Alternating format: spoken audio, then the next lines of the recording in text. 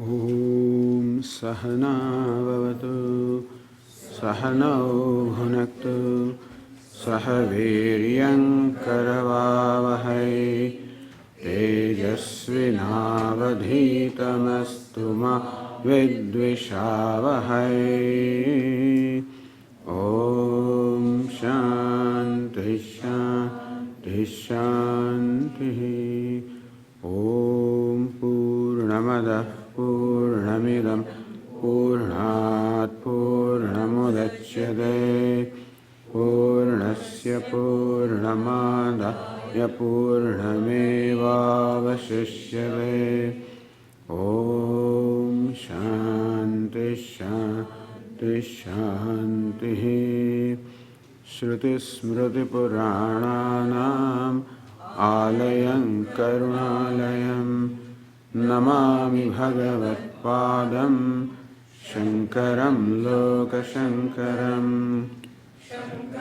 Shankaracharyam Keshavam Badarayanam Sutra Bhashya Kritau Vande Bhagavantau Punah Punah Ishvaro Gururatmeri Murti Bheda Vibhagine Vyomavad Vyapta Dehaya Dakshinamurtaye Namaha.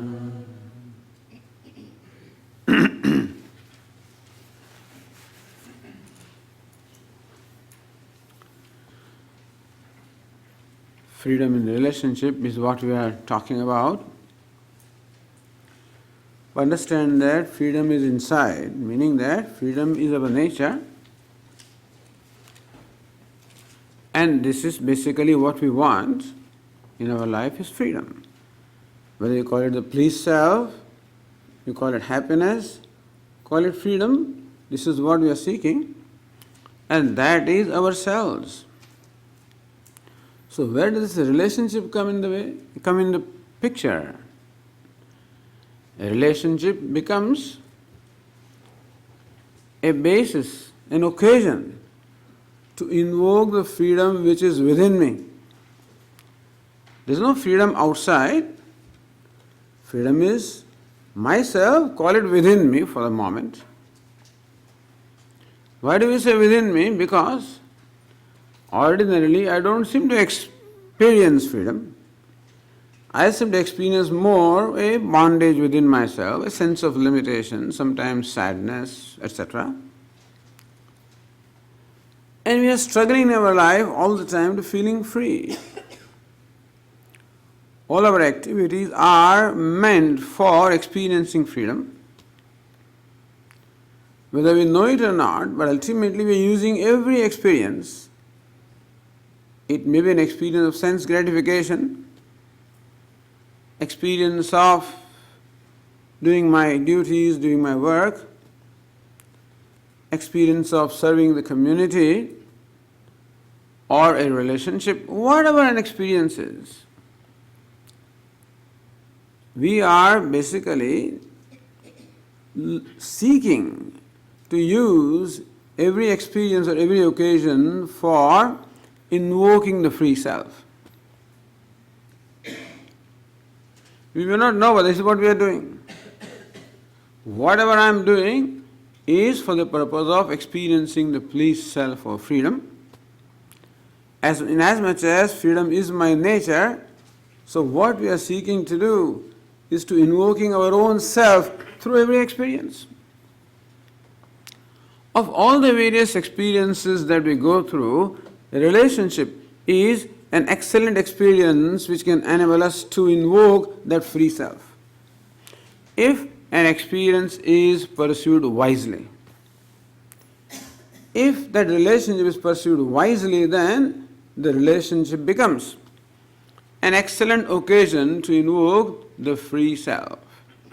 On the other hand, if the relationship is pursued unwisely, it can also invoke the bound self. It is up to us whether to invoke the free self or the bound self. Both the self are there. No doubt, the free self is by nature. Bound self is not my nature.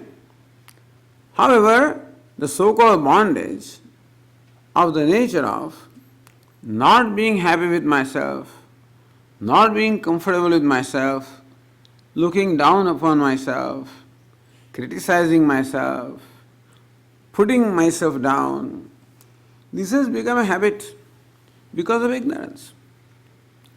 Because of this wrong habit or this habitual pattern of putting down ourselves in our own eyes, we are creating sadness for our own self. Nobody else is creating. We need to reverse that whole process. Rather than putting down ourselves, rather than condemning ourselves, criticizing ourselves, if we can appreciate ourselves. And this relationship can become an excellent occasion to do that if a relationship, any relationship, if it is pursued wisely. So it is not so much freedom in relationship really. It is freedom through relationship, you can say. Meaning that the relationship can become a very good means for me to experience freedom, which is myself. And therefore, what is this free self? What's the nature of the free self?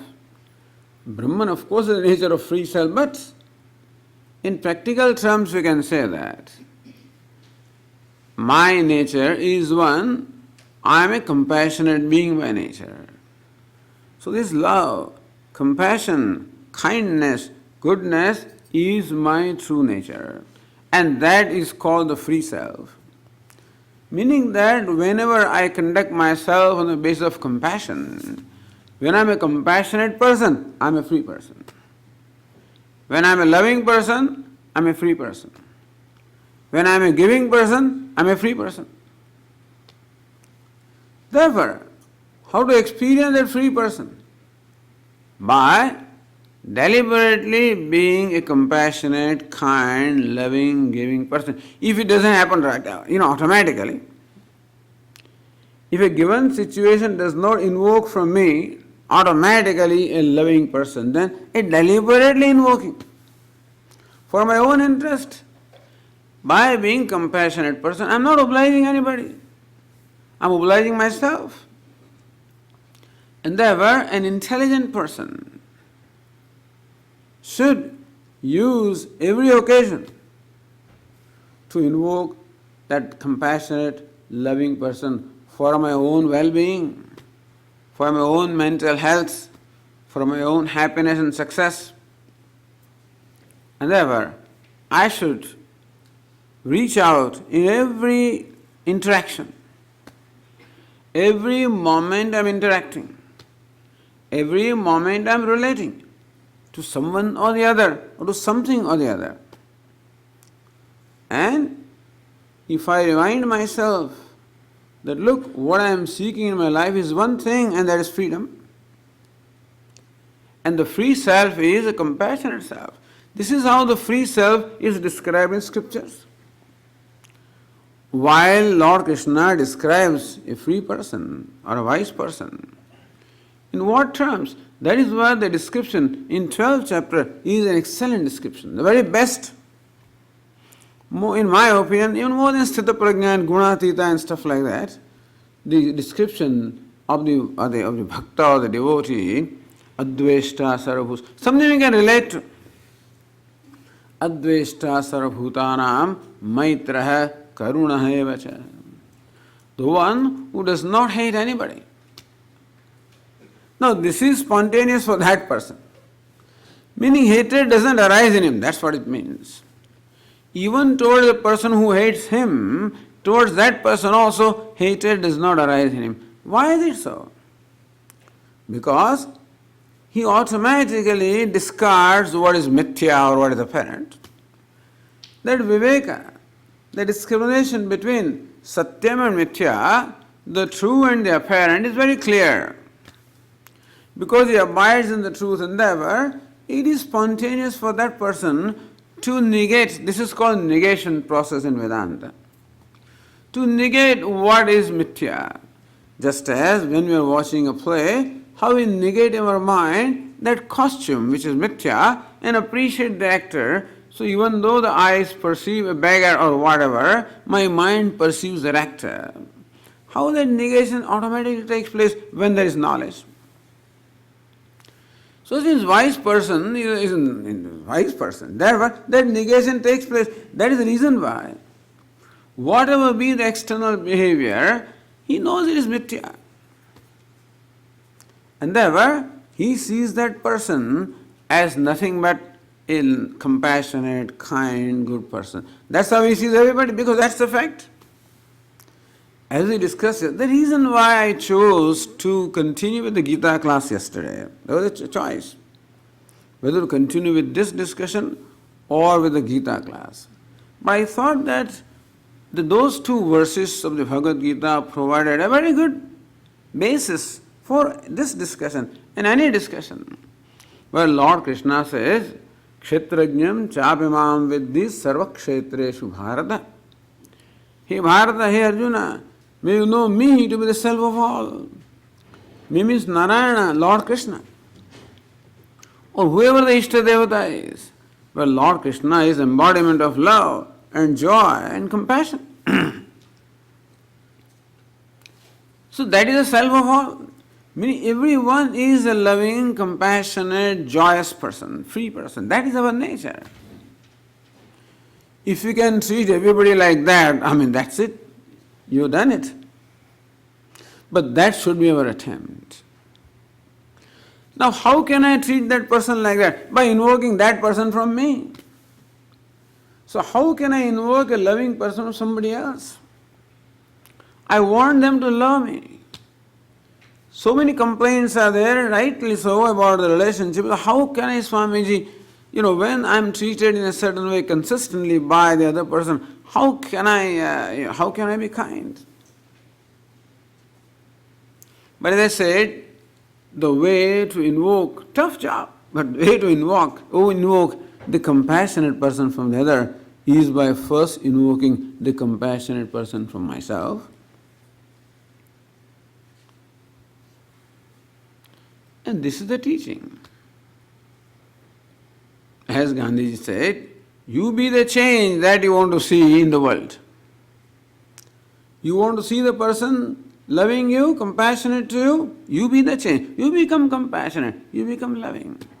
And as I said, in so doing, we are only obliging ourselves because that is best for our health. Being an angry person, a revengeful person, and a resentful person, I'm not helping myself at all. I'm hurting myself. Meaning I'm empowering other person to hurt me. So I'm empowering other person to invoke the resentful, angry person, and therefore I'm empowering them to hurt me. Meaning I'm hurting myself and they become the occasion for me to hurt myself. It's unwise, unintelligent. That's why we say a relationship is very valuable because it helps us to grow. What is meant by growth? The extent to which we can bring out our true self in our life, to that extent we have grown. Our true self is wholeness and completeness and freedom, which in practical terms can be explained or expressed as compassion and love and kindness. The extent to which I become a more kind, compassionate, loving person, to that extent I have accomplished growth. And that is all the agenda for the human being. There is no other agenda. Every other agenda is a means and not the end. So whether agenda is in terms of wealth, or power, name, fame, whatever the worldly accomplishments are there, understand they're all meant to be means and not the end. If in the process of acquiring those things, I can also become a more compassionate person, they have served the purpose. Even in the process of acquiring those things, I become a more resentful person, more aggressive person, more insensitive person. If I compromise means for the sake of ends, then those things don't help me, they have hurt me. Or I have hurt myself. Understand that in every situation, it is I who helps myself and I who hurts myself. If I find other people hurting me, that means I have empowered them to hurt me. I have not lived wisely, not paid attention so far, and a situation reaches such a point, then of course you have to separate, that's all right. Nothing right, wrong or whatever. I mean, if you cannot manage it further, that's all right. You can exercise that choice. But understand that we have contributed to creating the situation. It's not the situation got created overnight. We have contributed. That doesn't mean we have to blame ourselves. It is all lack of wisdom, we also cannot blame ourselves, we are ignorant. And we don't have this training. These things we are never taught. In all our education, schools and colleges and whatever else, we learn a lot of things. We are very learned people, no doubt, in one aspect. But if you are not fortunate to be exposed to this kind of teaching, then we don't have the other kind of learning which we require to live our life. So this is a teaching we have to impart to our children also, to make them understanding, wise, kind, and wise. Because understand, this compassion and everything has to be brought into manifestation with wisdom. That's why we said yesterday that let there be boundaries, meaning that we are not always mature enough to do what is the right thing to do. Meaning we think compassion, we do not realize compassion is what is inside. It is not the name of behavior. Kindness is not the description of a behavior.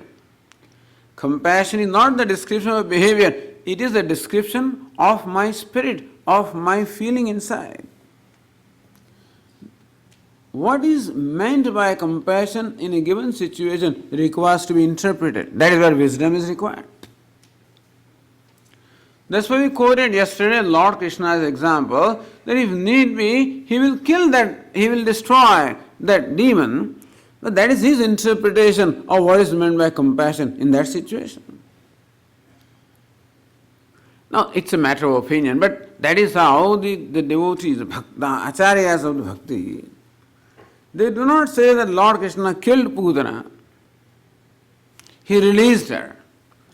He is called not Putana Vadha. It is called Putana Mukti, they would call it. Now there is some very mature, wise understanding involved when they say that. That compassion is not the name of a given behavior. Sometimes it may be in the form of anugraha, meaning giving freedom. Sometimes it is of the nature of nigraha, restraining. Because where restraint is required, if you give freedom, then you are damaging that person. Where freedom is required, you restrain, then also you are damaging. All along, a lot of wisdom is required. A lot of understanding is required. Sensitivity is required. And we don't have that wisdom, we accept it. Therefore, we can use our life as a process of gaining the wisdom if you have value for the wisdom. Meaning that, in your opinion, you are compassionate, which is fine because intention is most important. Then we realize that instead of my behavior, instead of what I did, instead of creating a positive impact, let's create a negative impact, This happens for your Swamiji. I wanted well of that person. I was kind and I was good to that person. And look at what that person does to me. Meaning that, how come, there are questions sometimes, that even though I am kind to other people, how come they always misinterpret? How come they are not kind to me? So kindness is intention is one thing, but kindness and expression is another thing. So it's not only enough that my intention is good, but that my expression also is such that my kindness is conveyed through that expression, through that behavior. It should reach the other person.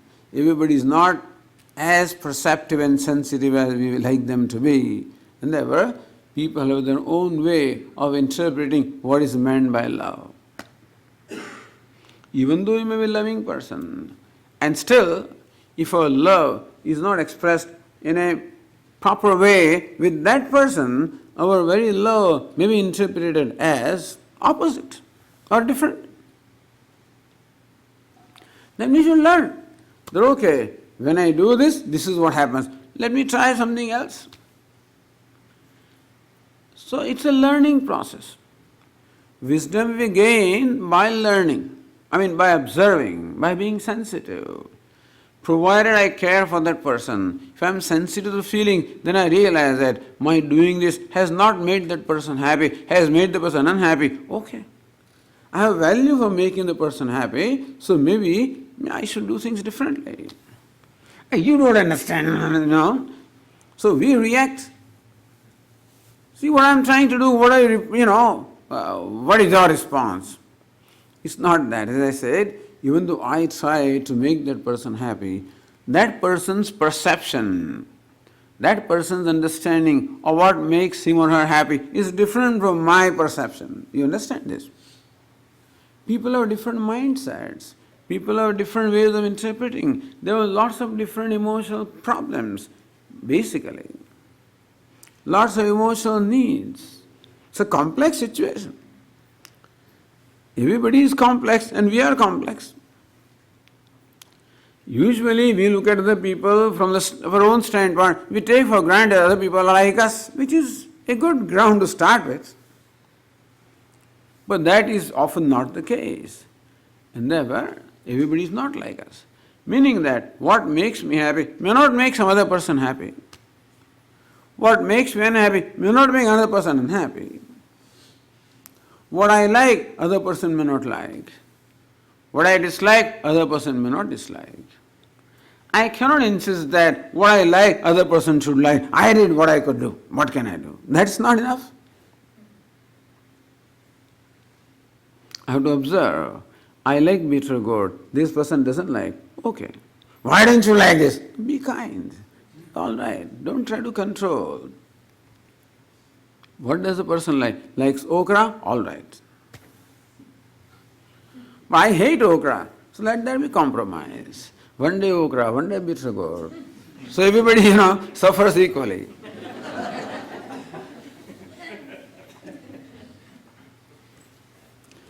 If there is a value of sharing happiness and love, you will find ways, Our mind will find ways. If there is a genuine value, we will learn. So it's a learning and growing process. But the one most benefited from this is myself. We should know that. All of this I'm doing to help myself become a bigger and better and happier person. My quest of searching for a pleased self is to be accomplished in this way. By sharing the pleasure, by giving the pleasure, not demanding pleasure. Unfortunately, we demand that the other people should love us and we demand that they should please us. We demand, it is okay. It's a demand of a child. A child demand, which is understandable. It's not mature enough. But we should become mature and realize that happiness is not to be demanded, is to be given. Love is not to be demanded, is to be given. What do you mean? When you give, that's when you invoke that happy person, the loving person. I do not invoke a loving person by asking for love. I am only invoking a needy person. And even if somebody does that and fulfills my need, I never grow, I remain a needy person. And what happens is, more a person tries to help me, more my need becomes intense, I become more and more demanding person. And that relationship then becomes, very difficult. There is a limit to what the other person can do for me, and a time will come when they will throw out throw the towel, whatever it is, Huh? Throw in the towel? Oh, okay, throw in the towel, whatever that means. Throw in the towel.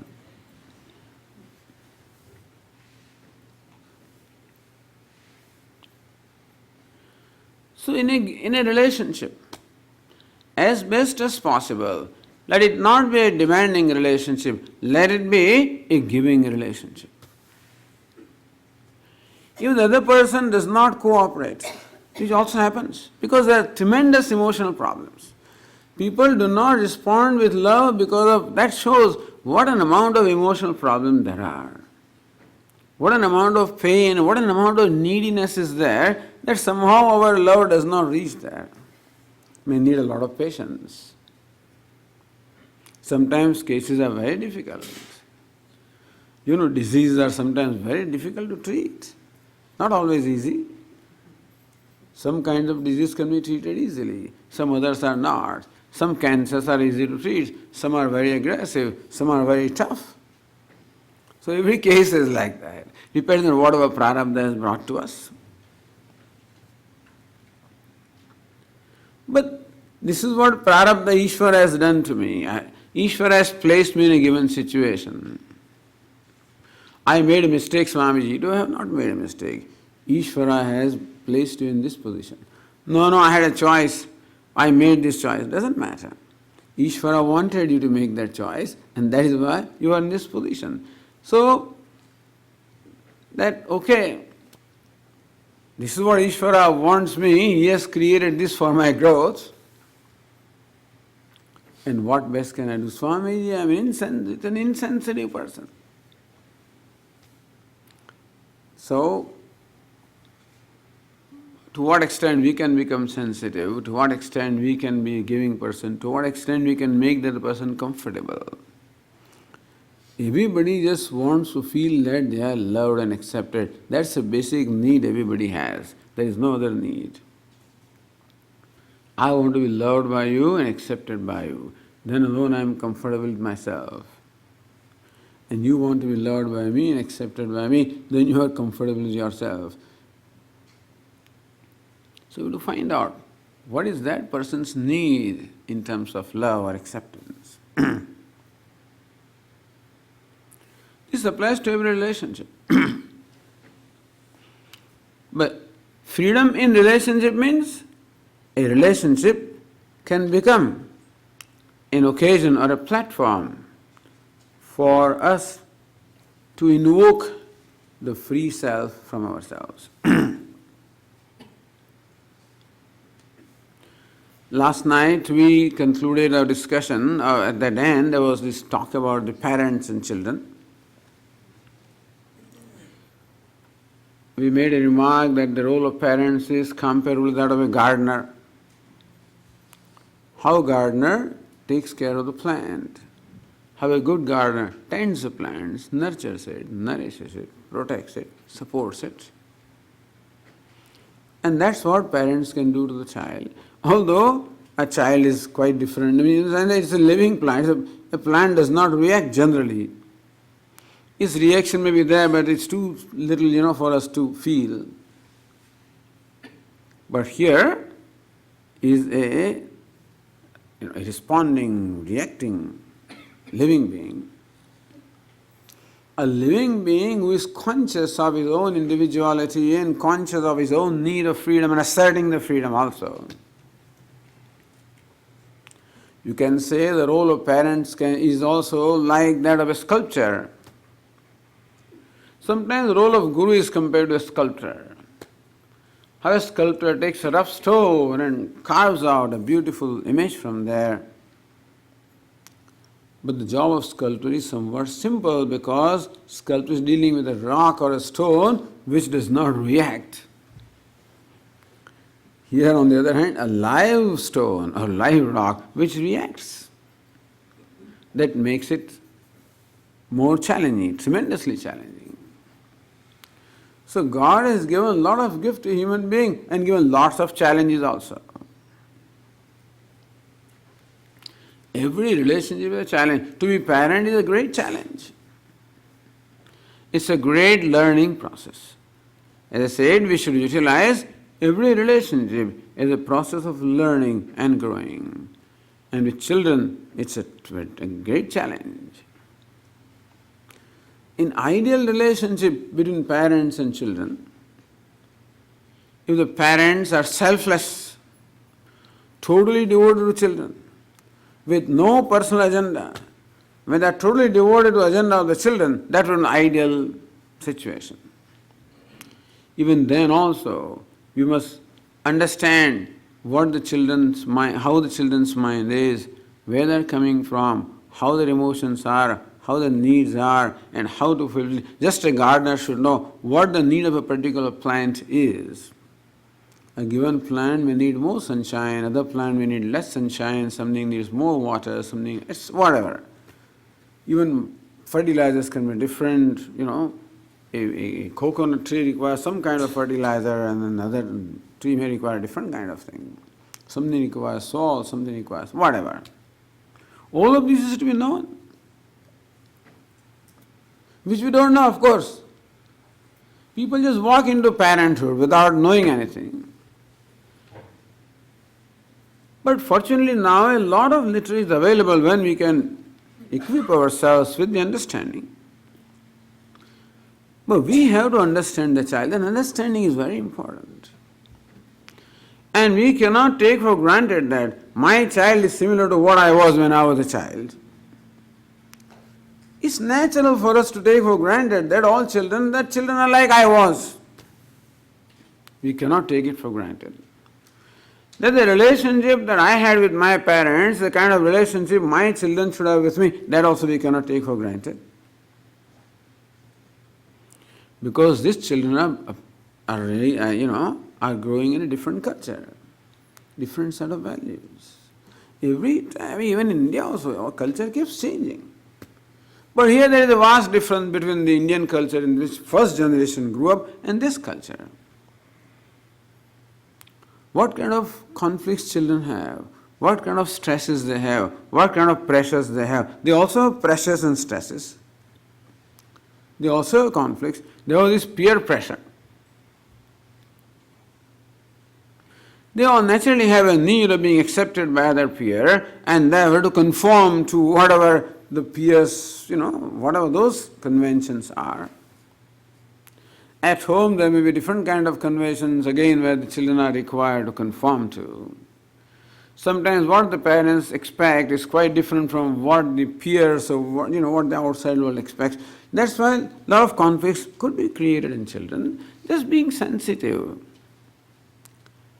And the best thing is if we can have a channel of communication where children feel free to express themselves before their parents, at least before one of the parents, mother. Father may be a little difficult thing, but mother, I guess.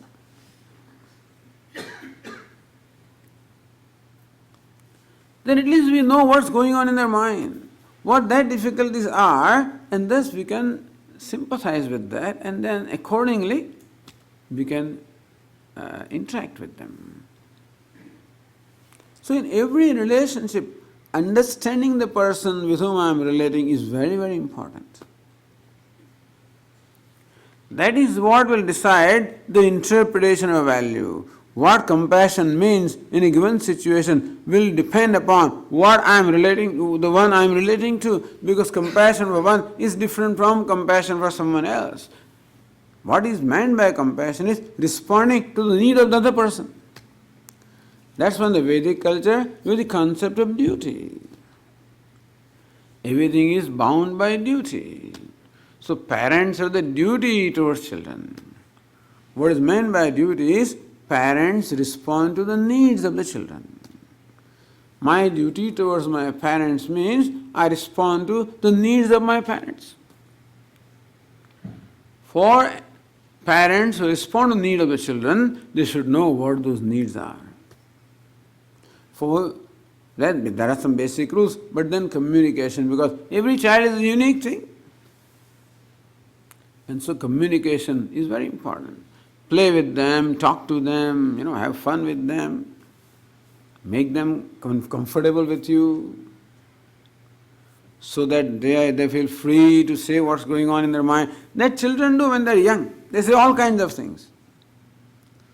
But as they grow up, then they become more and more, sort of withdrawn. when they feel that they are not understood, when they feel that they are being taken, for whatever they feel. Sometimes, you frankly say something and then that is used against you. You are like that, you are like that. I told them what I am, and now they say you are like that. That means what I say is used against me. This happens in many relationships. Out of anger, we use against that person the very thing that the person revealed to us. Now, when somebody reveals something to us, it's our great responsibility always to keep it with ourselves and not make it an issue. People spread out. Somebody tells me something very important in their life, I keep on talking about that or talk back to that person. This is not right. Once we do that, people will withdraw. Then they won't trust. That means parents have to become trustworthy. They have to win the trust of the children. That is not easy to win the trust because, meaning that, it is not by preaching that we teach the children all the time, it is by setting an example. People generally learn more by imitating, by observing people rather than what they talk, what they preach. Which means parents have a responsibility to set an example for the children. If I want my child to be honest, I should be honest. Because the child should know what honesty means. Honesty is a word. How do you connect the word and the meaning? The child has to see what it is. See, do you know how we learn the language? What is meant by learning the language is connecting word with the meaning. So our scriptures explain, the Niyayikas explain a standard example. How does a child learn the meaning of the words? How does he learn the language? The older one, the father says to the older child, Rama, dandena gam anaya. This is an example they always quote.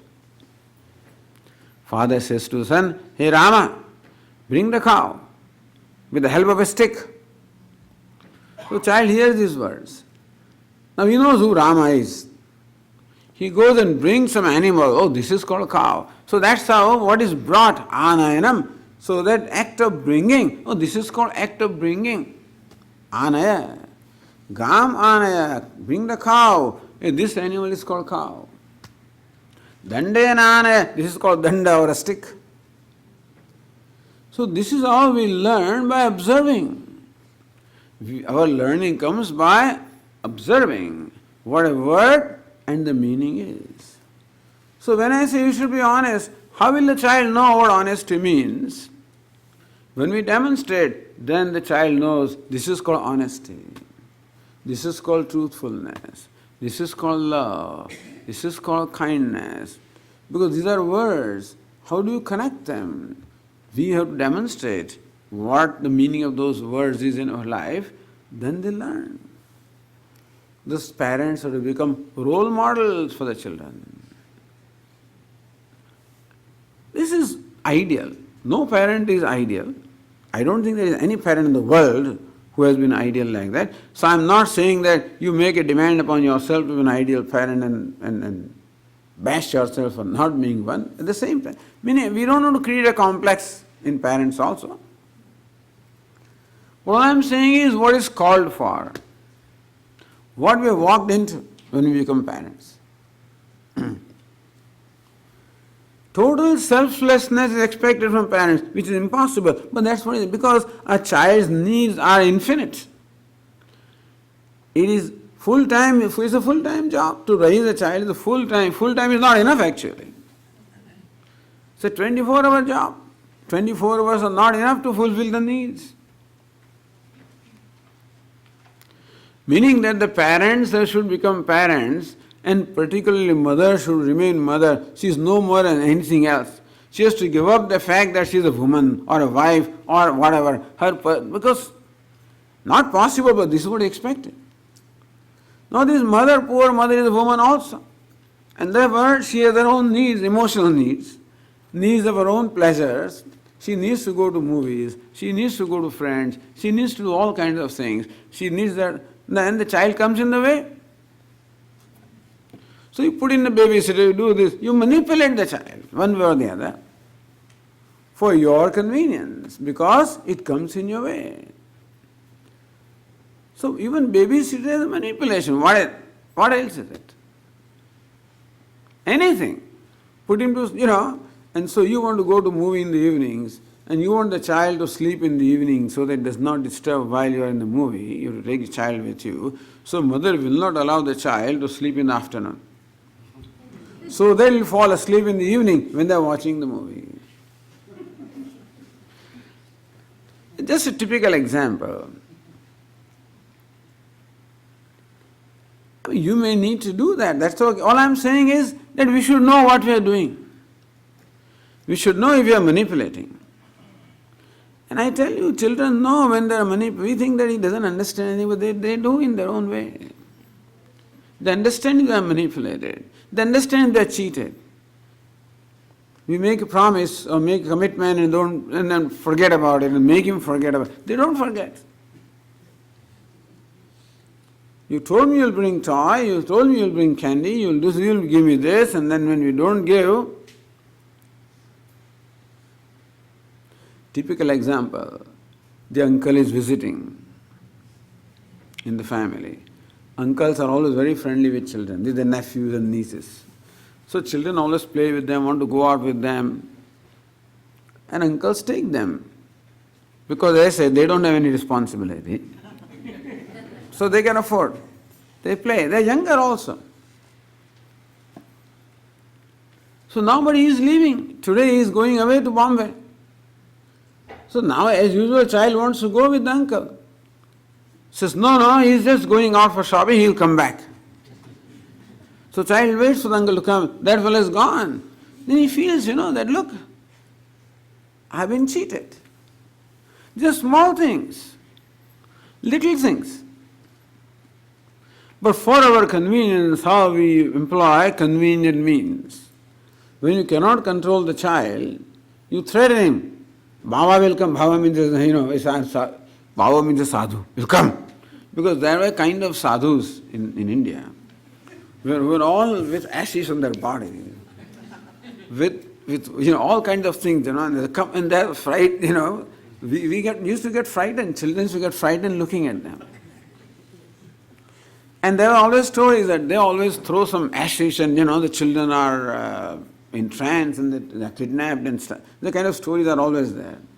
So mother will say, if you do this, I'll call that sadhu. I'll call that Baba. Baba means a sadhu. So the child becomes, out of fear. It stops crying, stops demanding. No, that is called manipulation. This is called shortcut. Sometimes you need to do that. What I'm saying is, but all of these things add up. Then you invite a Swamiji at your home as a child, prostrate. But that's a Baba. How do you expect him to prostrate? They won't. He doesn't want to go near there. He's already scared. I'll call policeman will come. This is very common. At least in India it should be common. I don't know whether it's common here or not, but that's how we grew up and I see parents doing that. What can you, after all, mother is a woman and is a human being, and so sometimes children can be so, difficult. So you have to apply some shortcuts. But when you do that, understand that this is manipulation, this is cheating. And it all registers. That's why time comes when children lose trust in their parents. In course, when they see their parents cheating, telling lies, because they know what they are saying when they are home and what they are saying when they are with the friends. We were very obedient, but children here say, Mom, in front of everybody says, Mom, you're lying. Very embarrassing.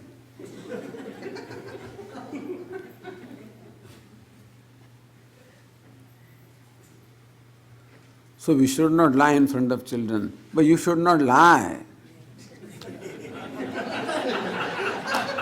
Because otherwise, we can't always control what we are doing, and it's possible that we may tell lies in front of children also. And parents sometimes, express all kinds of feelings before children. They among themselves, they talk of everything. They criticize this fellow. Children are listening to everything. then what do you expect the child also will criticize that person? So, it's how long can you talk? But the idea is that, you know what? It's a very demanding role. It's a beautiful role. It's a demanding role. More justice we can do the role, more we grow. What is required is selflessness. How much we can selflessly give to the child. Understand, we are human beings, selfless is not easy, but then that's the extent to which we can be loving. Selfless, to that extent we can do the justice to our role as parents. This is parents to children, and children to parents also. Children also can be quite insensitive. And they can sometimes just assert that freedom. Says, I am my own person now, I don't care what you think.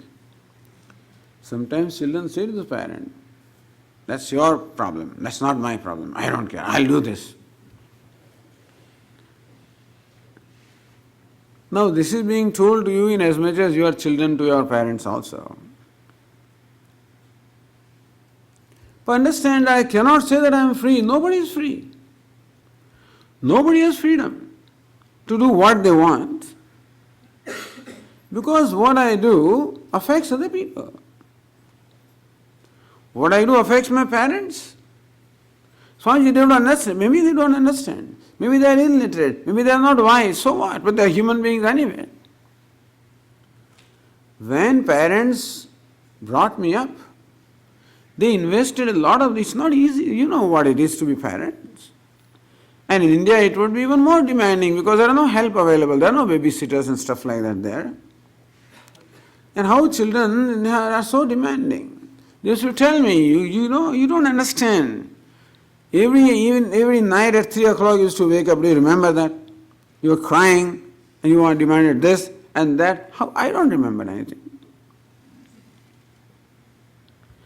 How many nights I may have kept them awake, I don't know. How much they had to sacrifice for my sake, I have no idea at all, because the child doesn't understand these things.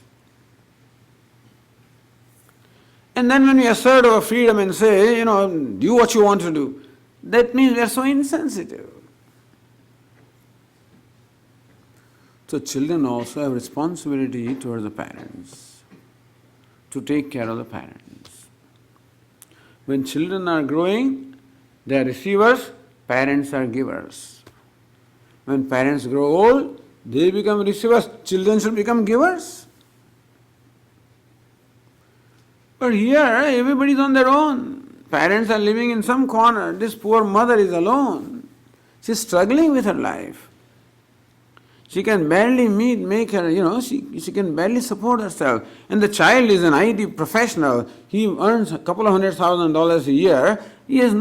Mother has no place in his life. He keeps advising mother, I'm telling you the real case. Mom, you don't know. You don't know how to work. You don't know how to relate to people. You can't keep a job. You don't know how to do things. Only if she doesn't know, what do you do about that? She doesn't know, okay. But do you have some responsibility?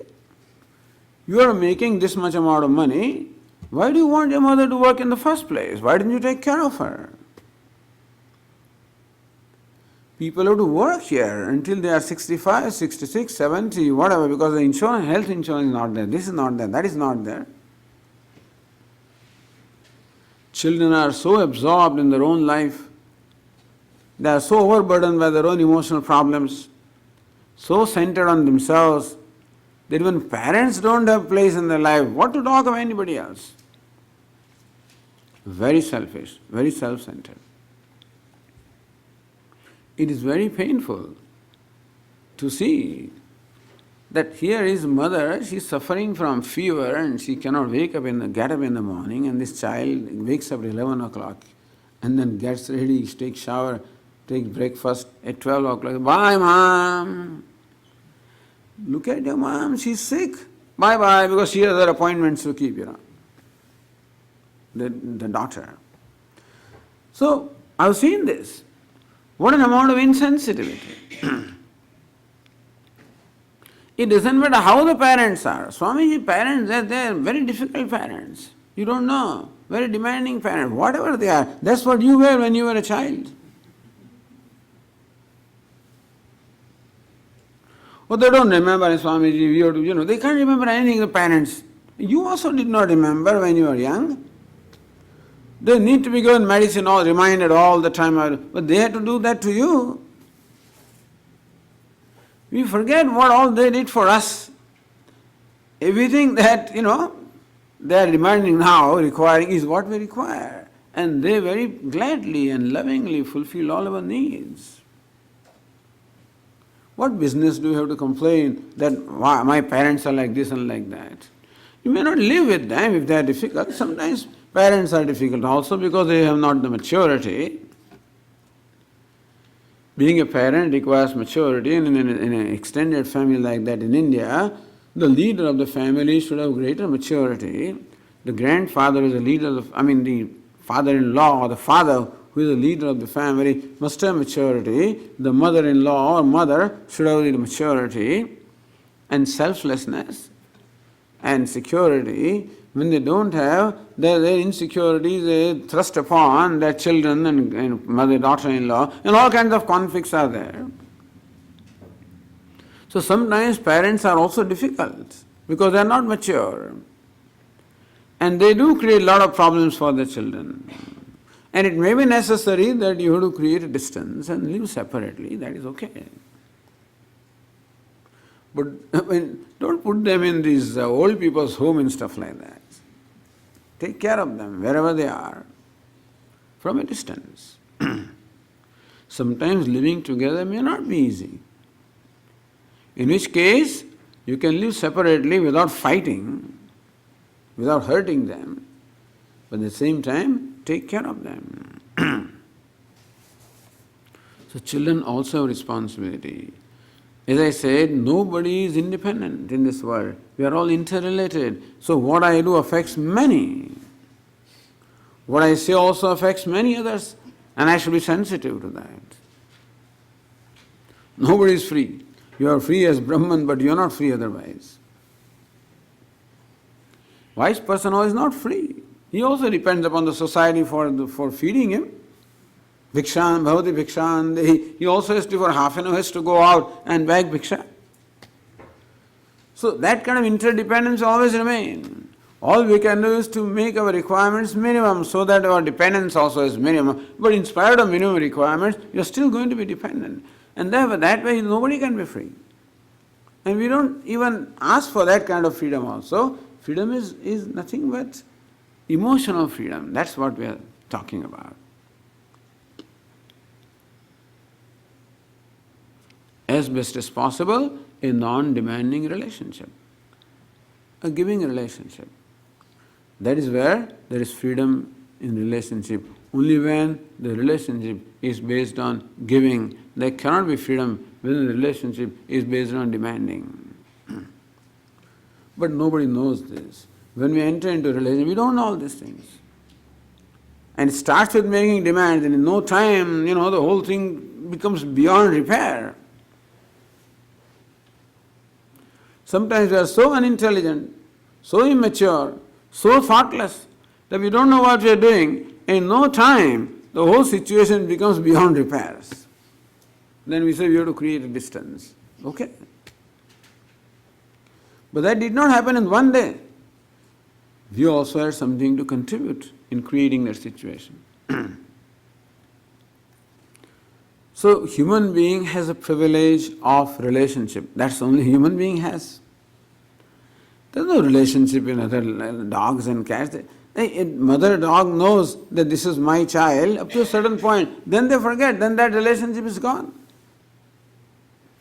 But here you remain a mother for the whole life, which is a demanding thing as well as a privilege. Every privilege has its own demands. Every privilege comes with responsibility. We cannot expect to enjoy a privilege without fulfilling the responsibility. This human being is also burdened with responsibility. But then responsibility helps us grow, and that's why it's given to us. if responsibility is performed in a wise way, the performance of responsibility becomes a means of my growth. Meaning, makes me a bigger and better person, a happier person, more successful person. That's what success is. Success in life is to be measured only to the extent to which I've been able to bring out that pleased person, that loving and compassionate person. To the extent that I will bring it out from myself, to that extent I am successful. That's the only measure of success. Success is measured by what I am, not what I have. So what I have should become a means of bringing that inner success. Thus, relationship, or every relationship, we discuss the most important ones, like between spouses, between parents and children, between friends. There are many other relationships at the place of work. But then, as our Swami says, two kinds of relationships are there. One are dispensable relationships. Others are indispensable relationships. The blood relationship, for example, is something that is indispensable. I'm a brother, sister, daughter, son, father, mother. It's a blood relationship.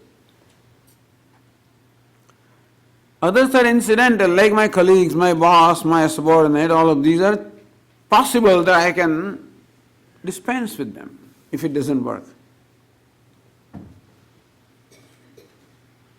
Of course, these days husband and wife also becomes a dispensable. But okay.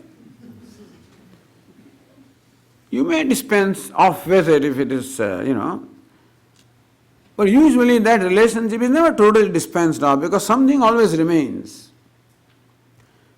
Particularly when you're a child, then you are all connected. That's why Yajnavalkya says to his wife that I'm going to sever the connection between you and Katyayani.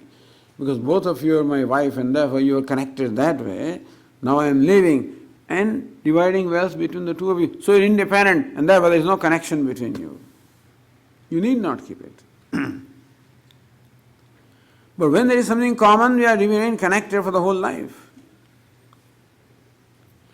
So relationship at the place of work are in a way dispensable, but may not be dispensable because I may not have freedom to leave the job.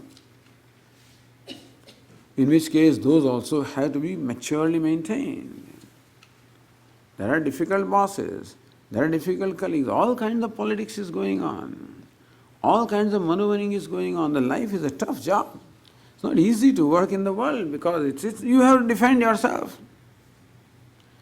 Situation in family also becomes sometimes political and manipulative, but certainly the situation in the workplace is generally manipulative. People are aggressive, they are competitive, they are selfish. There you have to learn to protect yourself. I will not say be compassionate and kind and giving and this and that, without being wise. Yes, this principle applies there also, but you have to be more careful there because you need to protect yourself. So protecting myself also becomes a value understanding in every situation. That's why we say boundaries, even at home also. Protect yourself from being taken advantage of, from being exploited, from being hurt. That's why yesterday we talked about the endurance limit. That yes, protecting myself also is a value. It is not a selfish value. If I do not protect myself, then I am not there to continue with my life. If I allow myself to be damaged and hurt, I cannot function. So to remain a functioning person also, it is necessary to protect myself.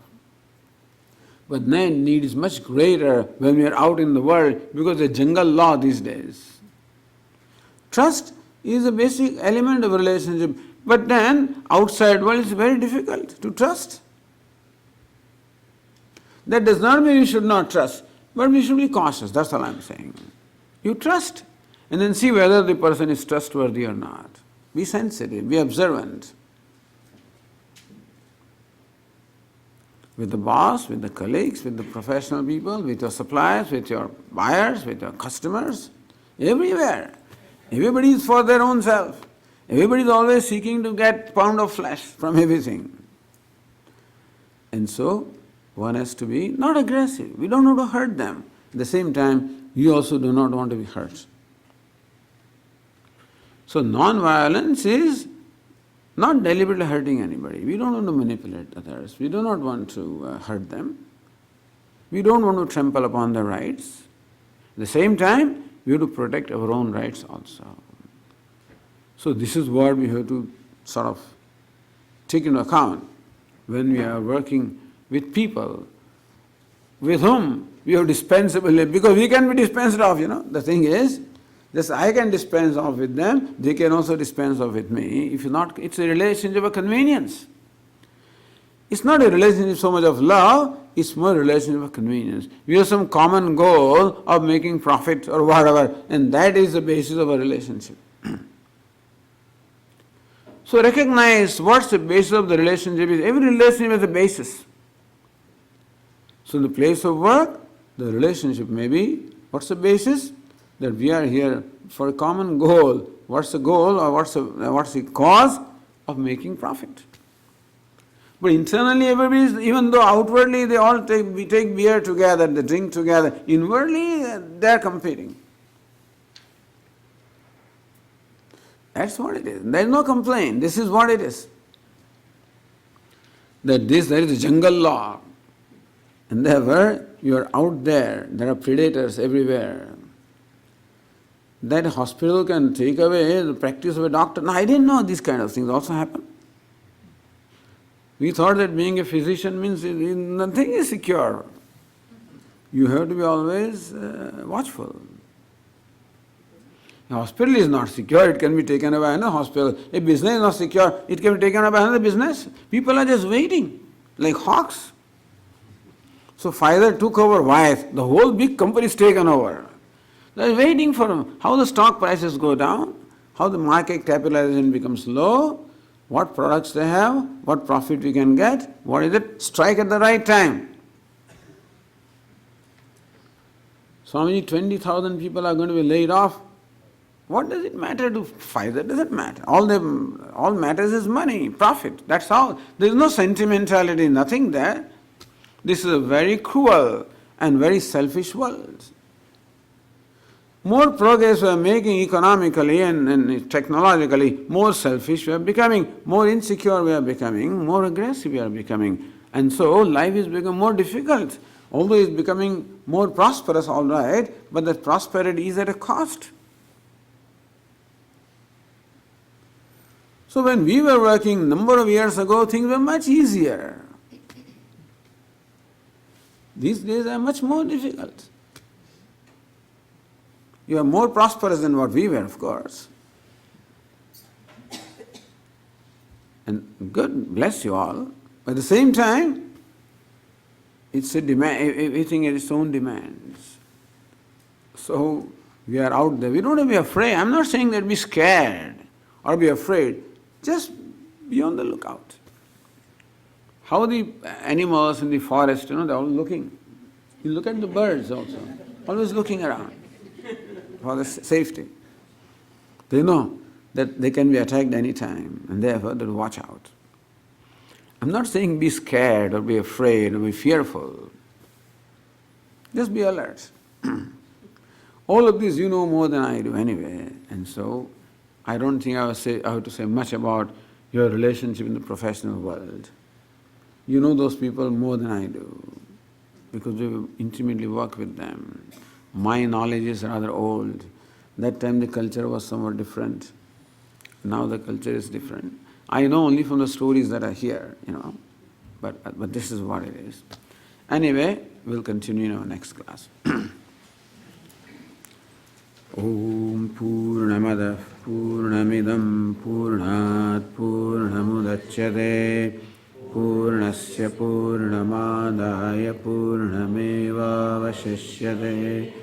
Om Shanti Shanti Shanti Hari Om Shri Gurubhyo Namaha Hari Om.